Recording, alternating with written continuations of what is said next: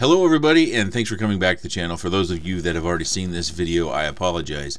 I had a technical glitch that I did not catch when I reviewed it. So this is run 2. If you're curious, the previous video was rendered at 15 frames per second. So I goofed up pretty bad there. So I'll be much more likely to catch that in the future.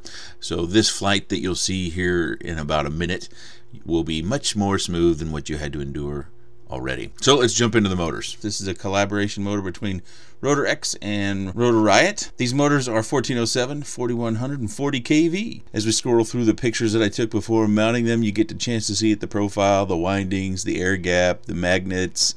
The wire length we have is 96 millimeters, or a little bit over that, and the weight that we're going to be seeing is 13.5 grams. As we head into this flight, I'm not going to narrate this flight, so you can use your eyes to take in the rate at which it jumps, and then you can use your ears to listen to the props and how they respond. I think that's very important to get a feel for how these motors perform. I've tended in the past to do narration over the video, and I don't think that's the best for those that are probably the most discernible, the most experienced pilots, and what they want to know about the motor, at least in my environment with my setup, with me at the sticks.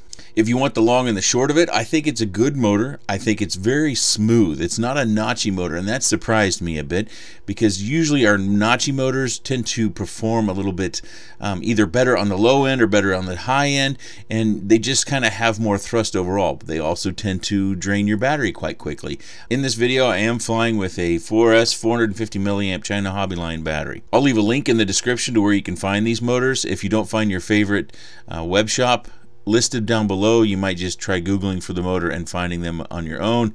They aren't a cheap or inexpensive motor, but I do think they perform very, very well. I think it's especially fitting if you're going to fly with the Rotorx 3044 prop, which I am in this video as well.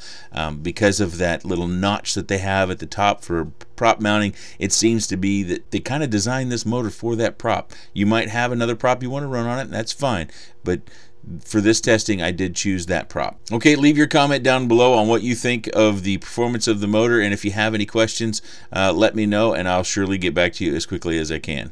I appreciate your time, and thanks for watching.